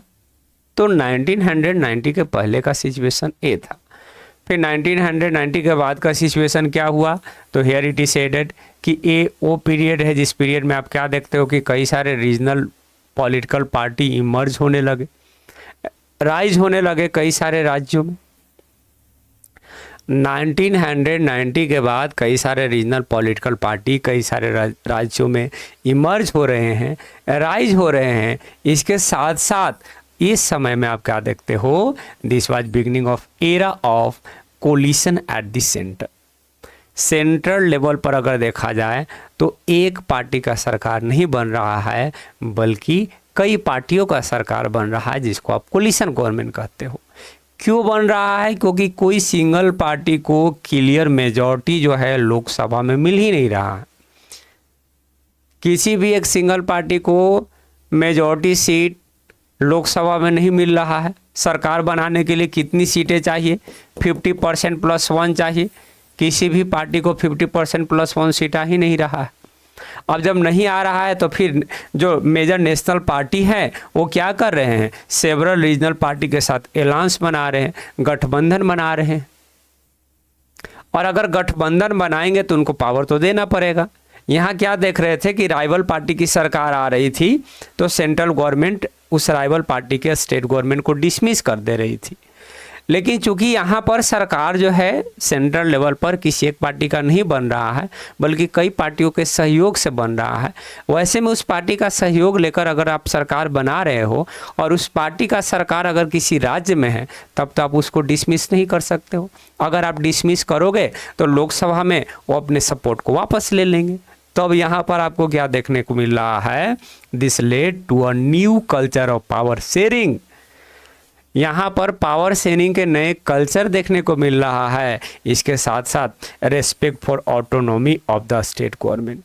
स्टेट गवर्नमेंट को जो पावर मिला हुआ है उस पावर को अब रेस्पेक्ट किया जा रहा है। मतलब जैसे ही कोलिशन गवर्नमेंट की सरकार आई तब सेंट्रल गवर्नमेंट की सारा हेकरी निकल गई कि अब जो है स्टेट गवर्नमेंट को पावर देना होगा, अदरवाइज सेंटर में सरकार नहीं बना पाएंगे। तो ये एक टाइमलाइन है, ये टाइमलाइन बता रहा है कि इससे पहले का फेडरल सिस्टम कैसे काम कर रहा था और इसके बाद का फेडरल सिस्टम कैसे काम कर रहा है। ये टाइमलाइन क्लियरली बता रहा है कि इससे पहले अच्छे से फेडरल सिस्टम काम नहीं कर रहा था और यहाँ के बाद आप ये देखते हो कि फेडरल सिस्टम और बेहतर होता है। ठीक है, ये टॉपिक कंप्लीट हो जाता है। कुछ यहाँ पर देखिए फिगर भी दिए गए हैं। ये 1990 के पहले का फिगर है जिसमें देखिए इंदिरा गांधी है। ये सब कई सारे राज्य हैं जो पावर लेने के लिए इंदिरा गांधी के पास आया है कि मुझे पावर दे दीजिए, पावर दे दीजिए। और ये जो कार्टून है, ये कार्टून 1990 के बाद का कार्टून है जो दिखा रहा, देखिए ये सीट पर बैठे हुए हैं। इस सीट में देखिए कई सारे फेस दिखाए गए हैं जो अलग अलग पॉलिटिकल पार्टी के हैं। मतलब आप सीट पर तो बैठे हो, लेकिन आपका जो सीट का बेस है, बेस के रूप में हम काम कर रहे हैं। अगर हम हट गए तो फिर आप गिर जाइएगा, वो कुर्सी पर बैठ नहीं पाइएगा। तो अगर आपको हम बैठाए हुए हैं कुर्सी पर तो आपको भी हमको पावर देना होगा, अदरवाइज हम क्या करेंगे, वो बेस वाले पोर्शन से हट जाएंगे। ठीक है ना, ये चीज़ें क्लियर है। अब इसमें इस चैप्टर में एक टॉपिक बच गया है, डिसेंट्रलाइजेशन इन इंडिया। हालांकि उससे पहले एक बात और बता देते हैं कि यहाँ पर शेड्यूल लैंग्वेज दिए गए हैं। आप इस शेड्यूल लैंग्वेज को थोड़ा देख लीजिएगा। ऑब्जेक्टिव में कभी कभार क्वेश्चन पूछ दिया जाता है, तो इस शेड्यूल लैंग्वेज को थोड़ा एक बार देख लीजिएगा। ठीक है ना, okay. Wait for the next video. In the next video हम लोग इस चैप्टर को कंप्लीट कर लेंगे। Thank you very much. Hello everyone, कैसे हो आप लोग? उम्मीद करते हैं कि आप लोग बहुत अच्छे हैं और आप लोगों की तैयारी भी बहुत अच्छे से चल रही होगी। आप सभी विद्यार्थी का अपने इस यूट्यूब चैनल में स्वागत करते हैं, वेलकम करते हैं। आज हम लोग पॉलिटी चैप्टर 2 फेडरलिज्म का लास्ट पार्ट करने वाले हैं और लास्ट पार्ट में हम लोग क्या डिस्कस करेंगे, डिसेंट्रलाइजेशन इन इंडिया। भारत में कैसे पावर को डिसेंट्रलाइज किया गया, we are going to discuss about that one. अगर बात कर लिया जाए कि डिसेंट्रलाइजेशन का मीनिंग क्या है, तो डिसेंट्रलाइजेशन का मीनिंग यहाँ पर दिया हुआ है। When power is taken away from the central and state government and given to the local government, that is known as decentralization. जब पावर को सेंट्रल और स्टेट गवर्नमेंट से लेकर किसको दे दिया जाए, लोकल गवर्नमेंट को दे दिया जाए, तब इसको आप क्या कहोगे, डिसेंट्रलाइजेशन कहोगे। डिसेंट्रलाइजेशन का यहाँ पर रीजन भी दिए गए हैं कि इंडिया में डिसेंट्रलाइजेशन का रीजन क्या है। इसको डिस्कस करने से पहले थोड़ा बहुत ऊपर भी डिस्कस कर लेते हैं। जैसे कि बिल्कुल शुरुआती दौर में इस चैप्टर में हम ये बताएं कि फेडरलिज्म क्या है। तो फेडरलिज्म एक सिस्टम ऑफ गवर्नमेंट है जिसमें पावर को एक सेंट्रल अथॉरिटी और कई सारे कॉन्स्टिट्यूएंट यूनिट के बीच डिवाइड कर दिया जाता है। भारत में सेंट्रल अथॉरिटी के रूप में सेंट्रल गवर्नमेंट है, कॉन्स्टिट्यूएंट यूनिट के रूप में स्टेट गवर्नमेंट है। अब चूंकि भारत में पावर का डिवीजन ऐसा था तो इंडिया को बोला गया कि इंडिया एक फेडरल कंट्री है। फिर जब की फीचर को डिस्कस करते हैं तो पहला की फीचर ये था कि there are 2 or more level of government. हम लोग डिस्कस कर चुके हैं कि फेडरल सिस्टम में 2 या 2 से ज़्यादा लेवल ऑफ गवर्नमेंट होता है। भारत में 2 लेवल ऑफ गवर्नमेंट था। उसके बेसिस पर भी हम लोगों ने कहा कि भारत एक फेडरल कंट्री है। फिर क्या हुआ कि भारत एक बहुत बड़ा देश है। भारत को जब लोगों ने मतलब देखना शुरू किया तो भाई भारत बहुत बड़ा देश है। अब चूंकि इतना बड़ा देश है तो इतने बड़े देश में 2 लेवल ऑफ गवर्नमेंट के थ्रू शासन कर पाना संभव नहीं है। भारत के कई सारे राज्य जो हैं इतने बड़े हैं जितना कि यूरोप के कई सारे इंडिपेंडेंट कंट्री है। बताइए, भारत के राज्य जो हैं यूरोप के देश के बराबर हैं। भारत इतना बड़ा देश है। अब ऐसे कंट्री में 2 लेवल ऑफ गवर्नमेंट के थ्रू तो शासन करना कहीं ना कहीं संभव नहीं है। तब स्टेट में लग रहा है कि एक और लेवल ऑफ गवर्नमेंट की रिक्वायरमेंट है और इसी को तो डिसेंट्रलाइजेशन बोला गया कि जब पावर को सेंट्रल और स्टेट गवर्नमेंट से लेकर अगर लोकल गवर्नमेंट को दे दिया जाए तो इसी को डिसेंट्रलाइजेशन बोला जाता है। और उसके पीछे का रीजन ये है, रीजन क्या है कि large number of problem and issues are best settle at the local level. बड़े पैमाने पर जो समस्याएं हैं उन समस्याओं को समाधान किया जा सकता है बहुत ही अच्छे तरीके से लोकल लेवल पर। बहुत अच्छे से लोकल लेवल पर कई सारे समस्याओं को समाधान किया जा सकता है। पहला रीजन ये है। सेकेंड रीजन है कि better ideas on where to spend money and how to manage things. जो लोग लोकल में रह रहे हैं उनको बेहतर से पता है कि पैसा कहाँ खर्च करना है और चीज़ों को मैनेज कैसे करना है। जो लोग लोकलिटी में रह रहे हैं उनको पता है कि किस चीज़ की समस्या है। नाली गली खराब है कि इस रीजन का, इस लोकलिटी का स्कूल खराब है। अब चूँकि उनको पता है कि इस रीजन में प्रॉब्लम क्या है, बेटर नॉलेज ऑफ प्रॉब्लम है, तो दैट्स वाई वो पैसों को खर्च भी वहीं करेंगे। फिर है कि लोकल लेवल पर it is possible to direct participate in the decision making. Local level of government होगा तो बड़े पैमाने पर जो लोग हैं वो डायरेक्टली पार्टिसिपेट कर पाएंगे डिसीजन मेकिंग के प्रोसेस में।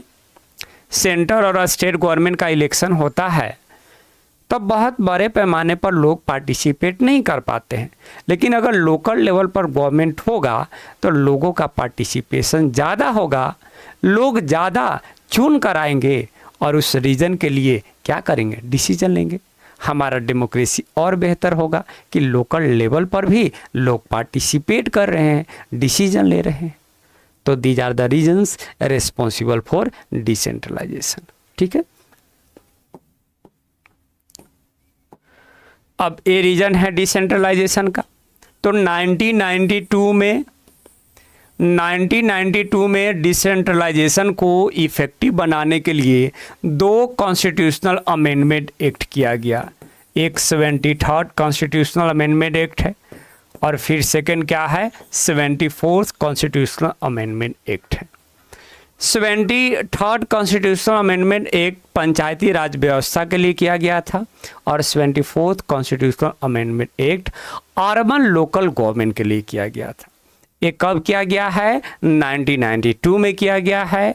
और जब एक कॉन्स्टिट्यूशनल अमेंडमेंट एक्ट हुआ उसके बाद जो 3rd टियर ऑफ गवर्नमेंट है वो ज़्यादा पावरफुल हो गया और ज़्यादा इफ़ेक्टिव हो गया। इस अमेंडमेंट के बाद जो 3rd लेवल ऑफ गवर्नमेंट है हमारे देश में वो ज़्यादा पावरफुल और ज़्यादा इफेक्टिव हो गया। अगर उससे पहले की बात कर लिया जाए तो उससे पहले के बारे में बोला गया कि वो ज़्यादा इफेक्टिव नहीं था। देखिए क्या बोला गया कि पंचायत और म्यूनिसिपैलिटीज तो थे सारे स्टेट में, लेकिन वो डायरेक्टली किसके कंट्रोल में थे, स्टेट के कंट्रोल में था। उससे पहले डिसेंट्रलाइजेशन का जो स्थिति है वो उतना बेहतर नहीं था। लाइक कि पंचायत और म्यूनिसिपैलिटीज़ डायरेक्ट स्टेट के कंट्रोल में थे और इलेक्शन जो लोकल गवर्नमेंट का होता था वो स्टेट गवर्नमेंट के द्वारा रेगुलरली नहीं कराया जाता था। जब मन किया इलेक्शन करवाया, जब मन नहीं किया इलेक्शन नहीं करवाता था। तो ऐसी सिचुएशन थी। ठीक है, लोकल गवर्नमेंट के पास कोई पावर नहीं था, रिसोर्स नहीं था। 1992 से पहले ना तो ज़्यादा पावर था नहीं रिसोर्स था। अगर इफेक्टिव टर्म में देखा जाए तो बहुत ही कम डिसेंट्रलाइजेशन था, बहुत कम डिसेंट्रलाइजेशन था। लोकल गवर्नमेंट के पास पावर न मात्र का था।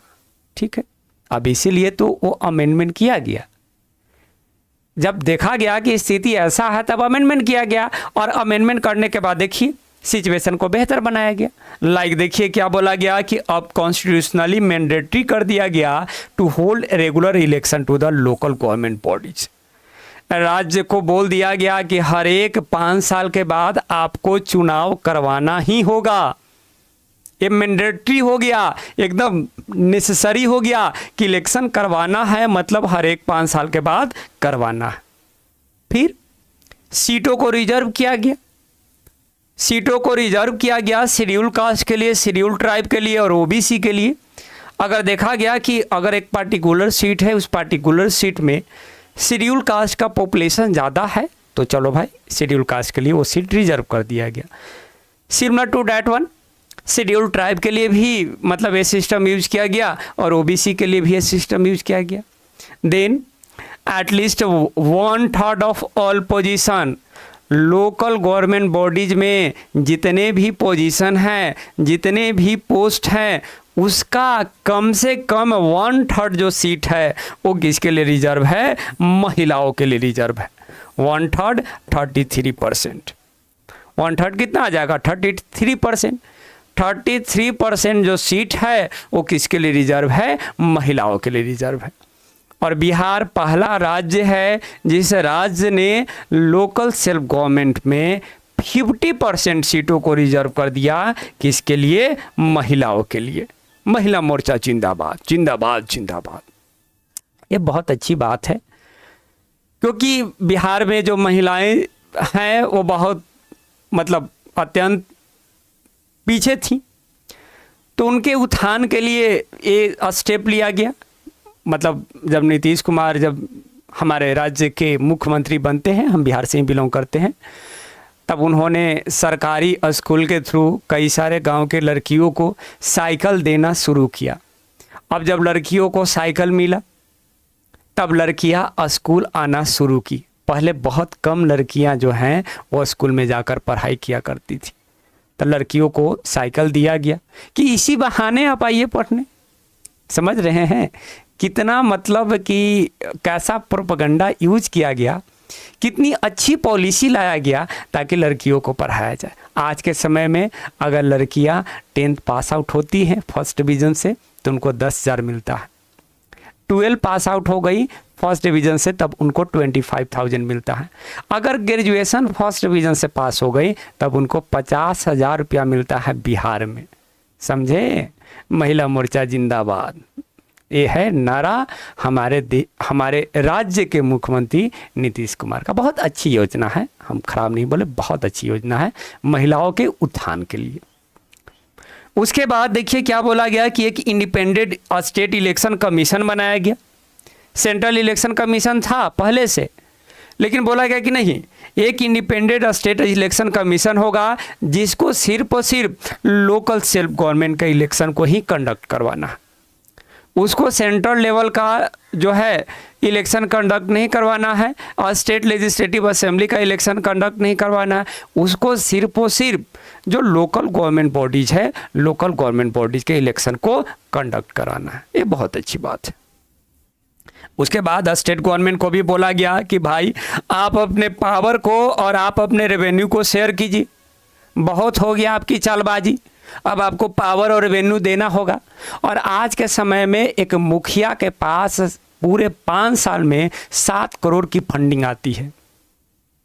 5 साल में 7 करोड़ की फंडिंग आती है तो स्टेट गवर्नमेंट को बोला गया कि आप पावर दीजिए और रेवेन्यू दीजिए। और इस तरह से लोकल सेल्फ गवर्नमेंट जो है हमारे देश में क्या हो गया? पावरफुल हो गया और इफेक्टिव हो गया। अब है कि लोकल सेल्फ गवर्नमेंट का स्ट्रक्चर कैसा है? लोकल सेल्फ गवर्नमेंट का स्ट्रक्चर है तो कैसा है? ठीक है, तो उसको भी देख लेते हैं। लोकल सेल्फ गवर्नमेंट जो है उसको 2 पार्ट में कैटेगराइज किया गया है। पहला पार्ट रूरल लोकल गवर्नमेंट, जिसको पॉपुलरली पंचायती राज व्यवस्था के नाम से जाना जाता है। सेकंड जो है वो अर्बन लोकल गवर्नमेंट है, जिसको पॉपुलरली किस नाम से जाना जाता है? म्यूनिसिपैलिटीज के नाम से जाना जाता है। यहाँ पर एक बात स्पष्ट हो गया, वो ये कि जो लोकल सेल्फ गवर्नमेंट है वो ग्रामीण क्षेत्र में भी है और शहरी क्षेत्र में भी है। जो ग्रामीण क्षेत्र में उसको रूरल लोकल गवर्नमेंट बोला गया है और जो शहरी क्षेत्र में उसको अर्बन लोकल गवर्नमेंट बोला गया है। एक कर दोनों को डिस्कस कर लेते हैं। सबसे पहले हम लोग रूरल लोकल गवर्नमेंट के बारे में डिस्कस करेंगे। सबसे पहले हम लोग रूरल लोकल गवर्नमेंट के बारे में डिस्कस करेंगे और इसके बारे में ये बोला गया कि ये जो गवर्नमेंट है ये 3 लेवल पर है। ये जो गवर्नमेंट है रूरल लोकल गवर्नमेंट है ये भी 3 लेवल पर है। विलेज लेवल पर है, विलेज लेवल के बाद ब्लॉक लेवल पर है और ब्लॉक लेवल के बाद ये डिस्ट्रिक्ट लेवल पर है। पंचायती राज व्यवस्था 3 लेवल पर है, village level, block level, district level. जो विलेज लेवल पर जो गवर्नमेंट बॉडी है उस गवर्नमेंट बॉडी को क्या बोला गया है? ग्राम पंचायत बोला गया है। विलेज लेवल पर जो गवर्नमेंट बॉडी है उसको ग्राम पंचायत बोला गया, ब्लॉक लेवल पर जो गवर्नमेंट बॉडीज है उसको ब्लॉक समिति बोला गया, और जो डिस्ट्रिक्ट लेवल पर गवर्नमेंट बॉडीज है उसको जिला परिषद बोला गया। सबसे पहले हम लोग विलेज लेवल पर जो ग्राम पंचायत है उसके बारे में डिस्कस करेंगे, फिर हम लोग block samiti and then will discuss about the zila parishad, इसके बाद डिस्कस करेंगे। ठीक है। और देखिए यहाँ पर क्या बोला गया ग्राम पंचायत के बारे में कि ईच विलेज और अ ग्रुप ऑफ विलेज है जो ग्राम पंचायत। अगर एक गांव ही बहुत बड़ा है तो एक गांव का एक ग्राम पंचायत हो सकता है। अगर गांव छोटा है तो कई सारे छोटे छोटे गांवों को मिलाकर एक ग्राम पंचायत बनाया जा सकता है। एक गांव का एक ग्राम पंचायत हो सकता है अगर वो गांव बड़ा है, अगर छोटा है तो कई गांवों को मिलाकर एक ग्राम पंचायत बनाया जा सकता है। उसके बाद ये जो काउंसिल है, जो ग्राम पंचायत, ये जो काउंसिल है, इस काउंसिल में वार्ड मेंबर होते हैं जिसको आप पंच कहते हो, इसके साथ साथ एक प्रेसिडेंट होते हैं जिसको आप क्या कहते हो? सरपंच कहते हो। इस ग्राम पंचायत में कई सारे वार्ड मेंबर होंगे और इसके साथ साथ एक प्रेसिडेंट होगा जिसको सरपंच कहते हो। उसके बाद ये जो पंच और ये जो सरपंच है that are directly elected by all adult population of that ward और विलेज।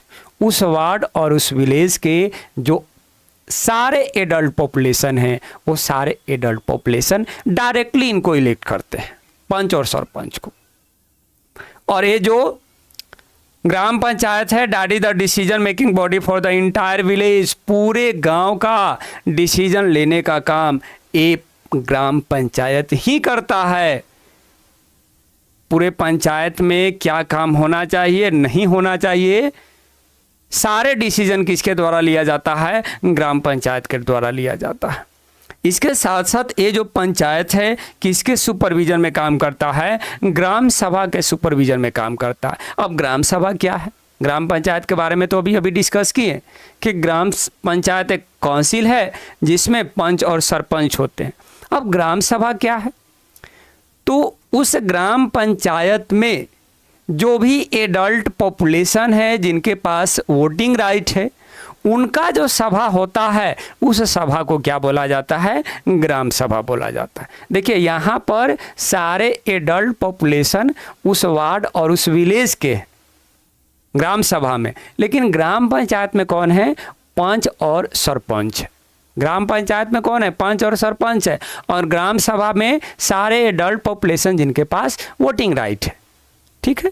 उसके बाद बोला गया कि ये जो ग्राम सभा है, ग्राम सभा की साल में कम से कम 2 या 3 बार मीटिंग होनी चाहिए ताकि वो एनुअल बजट को अप्रूवल दे सके।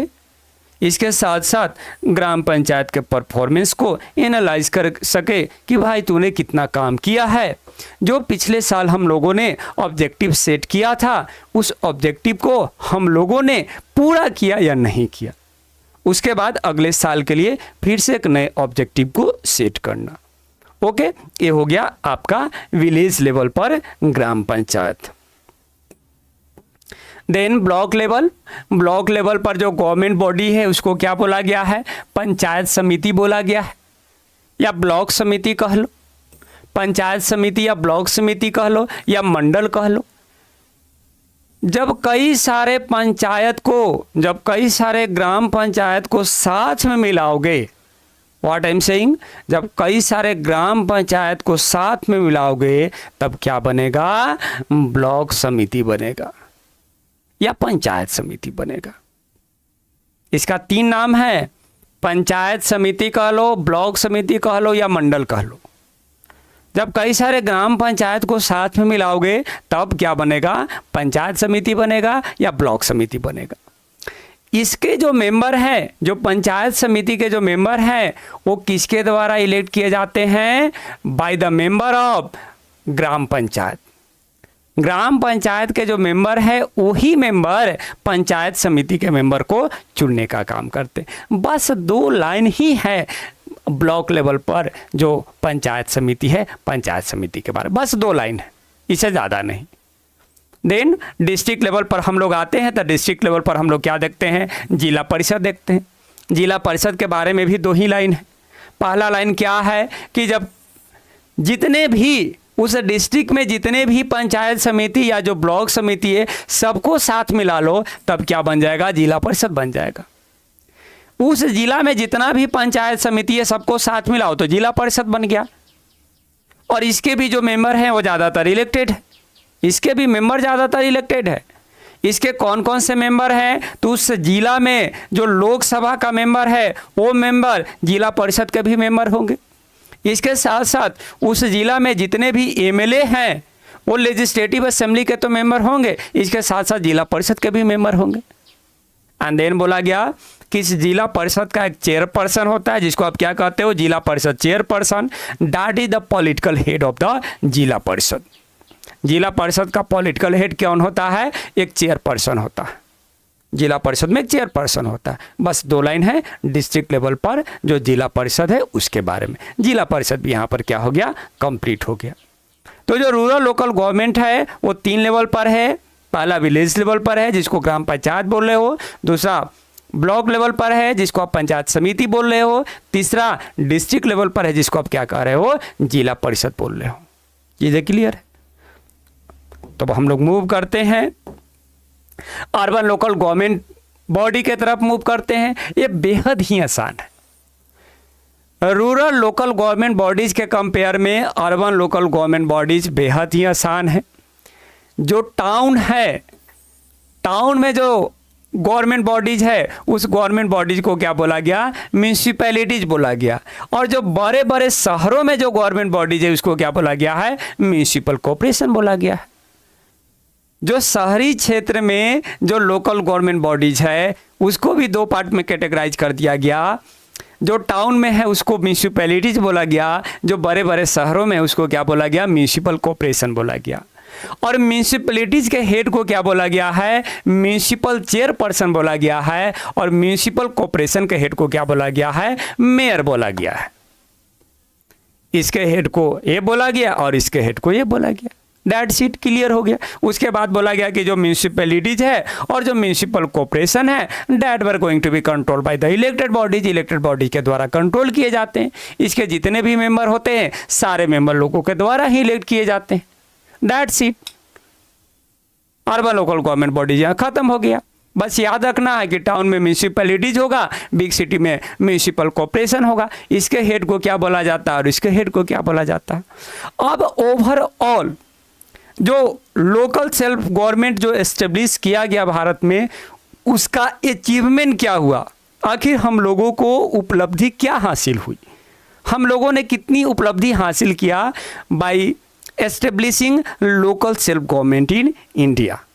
ओके, तो यहाँ पर अचीवमेंट दिया गया है कि देखिए आज के समय में लगभग 36 लाख जो रिप्रेजेंटेटिव हैं वो पंचायत और म्यूनिसिपैलिटीज में चुने गए। 36 लाख जो रिप्रेजेंटेटिव है उस रिप्रेजेंटेटिव को पंचायत और म्यूनिसिपैलिटीज के लिए चुना गया है। ओह माय गॉड, ये बहुत बड़ी अचीवमेंट है हमारे देश के लिए। जो कॉन्स्टिट्यूशनल स्टेटस है लोकल गवर्नमेंट बॉडी के लिए, उसने हमारे डेमोक्रेसी को और डिपेंड किया और बेहतर किया। हम लोगों ने पूरे दुनिया को बताया कि देखो हम लोगों ने एक 3rd लेवल पर भी एक गवर्नमेंट बॉडीज़ को एस्टेब्लिश किया है और इस तरह से हमारा डेमोक्रेसी और बेहतर हुआ। डेमोक्रेसी में लोगों का जो पार्टिसिपेशन है और बढ़ गया ना, क्योंकि सेंट्रल और स्टेट गवर्नमेंट के चुनाव में तो लोकल जो लोग होते हैं, लोकल लोग तो कम पार्टिसिपेट करते हैं, लेकिन जब पंचायत का चुनाव हो, वार्ड का चुनाव हो, तो नए नए जो युवा हमारे जैसे युवा भाई नाराबाजी कर रहे हैं, चलो भाई वोट दो वोट दो, हेलीकॉप्टर खरीद के दे देंगे, हेलीकॉप्टर से ही पढ़ने जाना, हेलीकॉप्टर से ही आना, एक बार वार्ड मेंबर बना दो। मैंने होता है ना ये चीज़ें हैं। तो अब लोगों का पार्टिसिपेशन बढ़ गया due to the establishment of local self government in India. तो ये चीज़ें हमारे डेमोक्रेसी को और बेहतर किया, डिपेंड किया। देन महिलाओं का भी रिप्रेजेंटेशन बढ़ा है भाई। महिलाओं का भी जो रिप्रेजेंटेशन है वो डेमोक्रेसी में बढ़ा है, उनकी आवाज़ भी बुलंद हुई है। महिला मोर्चा जिंदाबाद। That's it. ये अचीवमेंट है by the establishment of local self government bodies in India. और यहाँ पर ये जो चैप्टर है वो कंप्लीट हो जाता है। फाइनली पॉलिटी के सेकंड चैप्टर भी हम लोगों ने कंप्लीट कर लिया। थैंक यू वेरी मच इस वीडियो को देखने के लिए। अगर अब तक हमारे चैनल को सब्सक्राइब नहीं किए हैं तो मेरे प्यारे विद्यार्थियों, आप लोग ज़रूर मेरे चैनल को सब्सक्राइब करें, मुझे सपोर्ट करें ताकि और बेहतर वीडियो आप लोगों के लिए बना सकें।